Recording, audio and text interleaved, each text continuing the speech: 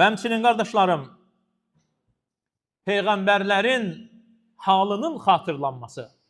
Muhammed sallallahu aleyhi ve sellem deyir ki, həc, o torpaqlar mübarək torpaqlardır.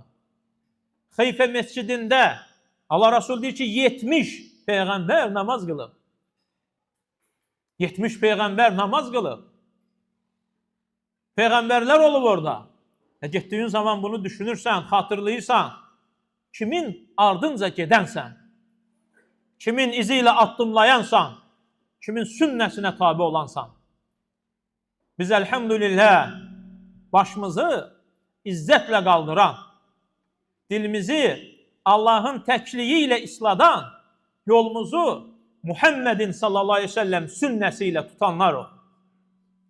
Sünnə əhli və cemaat, əhl-i sünnə vəl cemaat, bu toplum Muhammed sallallahu aleyhi ve sellemin ardıyla hədislərini soruşaraq, izini güdərək, onun addımlarını alimlərdən, sünnə üzərində olan imamlardan öyrənərək gedənlər də elhamdülillah.